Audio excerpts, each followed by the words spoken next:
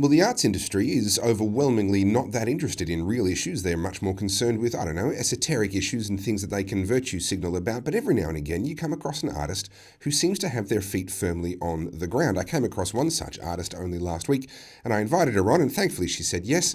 Eleanor Parry from Eleanor Parry Music joins me now. Welcome, Eleanor. Thank you for coming on. Thank you for having me. Now, before I play a clip from the song that caught my attention, or the parody, I should say, it is a song, but it's a parody of a very well-known song, Big Yellow Taxi. Can you just tell me a bit about yourself, your background in music, why you're a musician? Yeah, so I guess I've come from a really musical family. My grandma played piano back in the for her whole life. My dad's a drummer. He's actually in the video. He's the drummer that we've got in the video.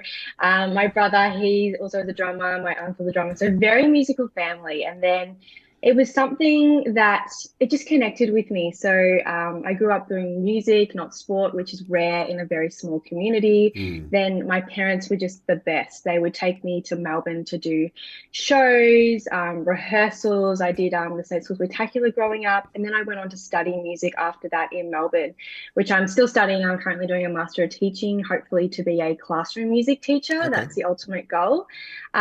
Yeah, so I guess it's just always been in my blood. My dad says when I was a little child, they played Taking Care of Business, and my face just lighted up. So Mm. it's Mm. been ever since then. It's just been a part of me.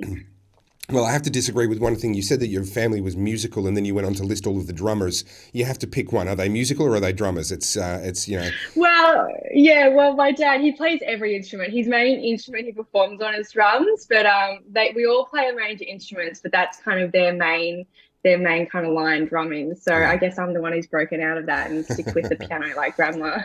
Now, look, just so that everyone can actually understand what it is that we're talking about and why it is that we're talking to you, I'm just going to play the opening verse or so from your Big Yellow Taxi parody.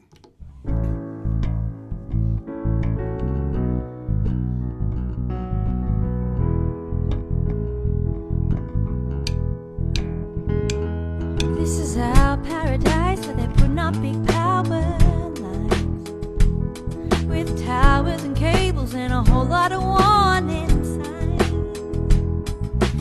Don't it always seem to go that you don't know what they'll take till it's gone? It's our paradise, but they're putting up big power lines. Ooh, ba, ba, ba, ba, ooh, ba, ba, they'll destroy. Now, I'm going to cut it off there because if people want to watch more, they're going to have to go and find you on social media and watch it on your channel. I don't want to steal your thunder here. It's a great song, lyrically very clever. You've maintained the rhyming, the correct kind of phrasing of all of that as per the original song. The whole thing just works. It could be the original. It could be the original song. It just works so very well. So, can you tell me a little bit about the process of making that? You've also mimicked somewhat to a certain degree many of the shots in the music video itself from the original. So you've put a lot of thought and a lot of effort into what you've done. So tell me about that process, but also tell me about why this issue, of all of the issues in the world, I've not seen another artist speaking up about this issue. Yeah, so we're from the small town of Sonarnod, which is a community that's affected by these transmission lines that Hmm. AEMO is trying to propose to put up.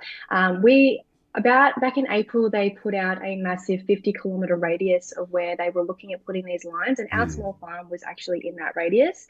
They did the first option, and they come out with a slightly different option, and we were smack bang in the middle of both of those options. Mm. So it sparked, it's something that's really did like close to my heart. We were directly affected at that stage.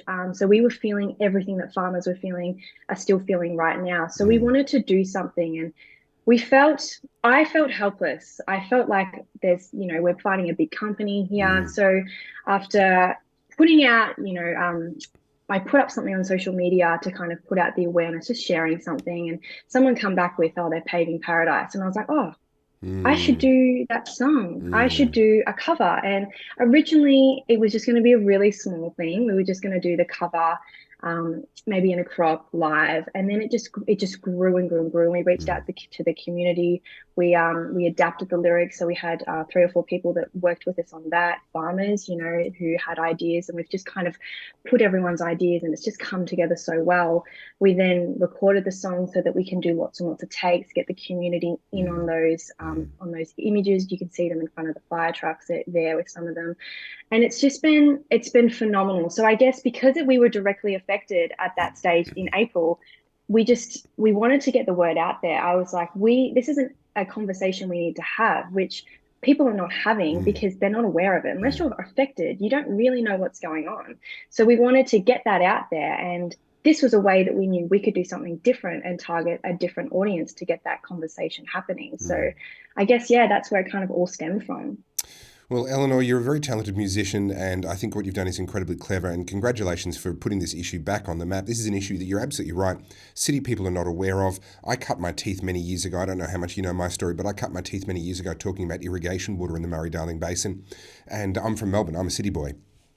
So I had no dog in that particular fight. I had no personal vested self-interest, but it was an important issue that I felt that the mainstream media just were not talking about enough. I think this issue falls into the same category. It's an important issue that the mainstream media are not talking about enough.